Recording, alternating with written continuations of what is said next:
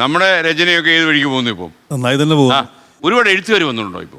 ഒരുപാട് എഴുത്തുകാർ വന്നിട്ടുണ്ട്. നമ്മളുടെ പാട്ടുകൾ നിറയുണ്ടായിരുന്ന ഒരു കാലഘട്ടത്തില് ആകെ കൂടെ 4-5 റൈറ്റേഴ്സ് ഉണ്ടായിരുന്നുള്ളൂ. പക്ഷെ ഞങ്ങളുടെ പാട്ടെഴുത്തുകാരുടെ ഒരു കൂട്ടായ്മയുണ്ട്. അതിന്റെ അകത്ത് ഇപ്പൊ 60 പേരുണ്ട്. അത്രയും എഴുത്തുകാരുണ്ട്. അപ്പോ എല്ലാവർക്കും വർക്കുകൾ കിട്ടുന്നുണ്ട്, എല്ലാവരും എഴുതുന്നുണ്ട്, സജീവമായിട്ട് നിലനിൽക്കുന്നുണ്ട്. പിന്നെ ഈ പറഞ്ഞ പോലെ ട്രെൻഡ് എന്ന് പറയുന്നത് എന്താണോ, ഷിബുചേട്ടനൊക്കെ പറഞ്ഞ പോലെ നമുക്ക് സിനിമയ്ക്ക് എന്താണോ ആവശ്യം അതല്ല എഴുതാൻ കഴിയുള്ളൂ. തീർച്ചയായിട്ടും സിനിമയുടെ ഒരു സിനിമ എന്താവശ്യപ്പെടുന്നോ അത്തരത്തിലുള്ള പാട്ട്, അതിനിപ്പോൾ ക്ലാസിക്കലാവട്ടെ, സാൻസ്ക്രിറ്റ് കീർത്തനമാവട്ടെ, അല്ലെങ്കിൽ റാപ്പ് ആവട്ടെ, എന്താണോ അത് എഴുതുക. അങ്ങ് എഴുതിയതില്ലേ അങ്ങേക്ക് ഒരു ചലഞ്ചിങ് റെസ്പോൺസിബിലിറ്റി ആയിട്ട് മാറി പാട്ട് ഏതാ? ഇപ്പോൾ അപൂർവരാഗം സിനിമയിലെ വിദ്യാജിയുടെ ഒരു പാട്ടുണ്ട്, നൂലില്ലാ പട്ടങ്ങൾ, ഞാൻ എഴുതിയ പാട്ടാണ്. എനിക്ക് എൻ്റെ ഓർമ്മ ശരിയാണെങ്കിൽ അതിനകത്ത് ഒരു 2 പേജോളം റാപ്പാണ് ആദ്യം മലയാളത്തില്. അതിനുശേഷമാണ് നൂലില്ലാ പട്ടങ്ങൾ പാട്ട് വരുന്നത്. അപ്പോൾ അതൊരു വലിയ ചലഞ്ചായിരുന്നു. കഴിഞ്ഞാൽ അത് വിദ്യാർത്ഥിയായിട്ട് ഞാൻ ആദ്യമായിട്ട് ഒരുമിച്ച് ഇന്ന് വർക്കാ. അതുകൊണ്ട് അത് പാളി പോകാനും പാടില്ല.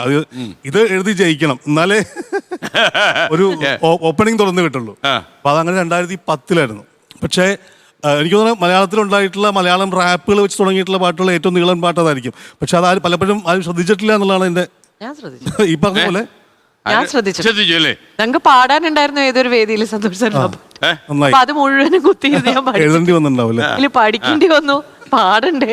അതിനിടയ്ക്ക് അങ്ങ് എന്തോ പറയാൻ വന്നു. അതെ അല്ല, സന്തോഷിന്റെ കാര്യത്തിൽ എന്ന് പറഞ്ഞാല് ഇപ്പൊ ഒരു പടത്തിന്റെ സിറ്റുവേഷൻ എന്താണ് ഇത്ര പെർഫെക്റ്റ് ആയിട്ട് സന്തോഷിന്റെ കുറെ പാട്ടുകളിൽ വന്നിരിക്കുന്ന സ്വപ്നം ഒരു ചാക്ക്. കാരണം ആ പടത്തിന് റൈറ്റ് ആയിട്ടുള്ള യൂസേജ് ആണ് ആ പടത്തിന്. സ്വപ്നം ഒരു ചാക്ക്, തലയിൽ താങ്ങിയ ഒരു പോക്ക്, ഉടയവനലിഞ്ഞു വിളി കേട്ട് ഇതാണ് യഥാർത്ഥത്തില് സിനിമ പാട്ട്. സെവൻസിലുണ്ട് കാലമൊന്നു കാലാൽ തട്ടിവിട്ട കീളെ പന്ത് പോലെ.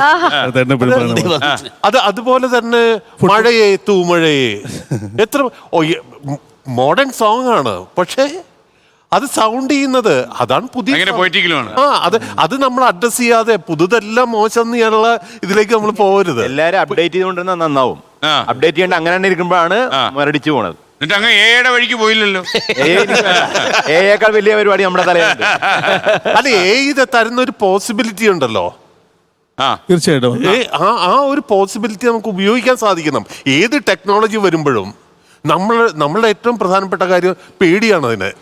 അതിന്റെ പോസിബിലിറ്റി മനസ്സിലാക്കുകയും, ഇപ്പൊ ഓർക്കസ്ട്ര ഏത് പാറ്റേൺ ഓർക്കസ്ട്ര വേണം, കൊടുത്താൽ മതി, അവൻ 5 ഉണ്ടാക്കി തരും, നമുക്ക് സെലക്ട് ചെയ്യാം. അതെ, ഒരു മനുഷ്യൻ പക്ഷെ പൂർണ്ണമായിട്ടും ഒരു മനുഷ്യൻ വിട്ടുകൊടുക്കരുത്. നമ്മുടെ ബുദ്ധിയിൽ കൊണ്ട് നമ്മളുടെ മാത്രമല്ല അതിന്റെ പിന്നാലെ ഒരു തൊഴിൽ രാഹിത്യത്തിന്റെ മേഖല കൂടെ തുറന്നു കിട്ടുന്നുണ്ട്. അതെ, ഇതിലൊരു പ്രശ്നമല്ലേ, ഈ ട്രെൻഡ് എന്ന് പറയണതേ ഈ കാഴ്ചക്കാരുടെ അല്ലെങ്കിൽ കേൾവിക്കാരുടെ അഭിരുചിയാണ് ഈ ട്രെൻഡ് എന്ന് തെറ്റിദ്ധരിക്കരുത്. ചെയ്യുന്ന ആളുടെ കപ്പാസിറ്റിയാണ് ഈ ട്രെൻഡ്. അല്ല, അത് മാത്രമല്ല, അത് തന്നെ ഞാൻ പറയട്ടെ, ലോകത്തെവിടെയായാലും ഏത് സമയത്തും 24 വാർത്തകളും ഓഗ്മെന്റഡ് റിയാലിറ്റി പാക്കേജുകളും എക്സ്പ്ലെയിനറുകളും വിശദമായി കാണാൻ ഞങ്ങളുടെ യൂട്യൂബ് ചാനൽ നിങ്ങൾക്ക് സബ്സ്ക്രൈബ് ചെയ്യാം.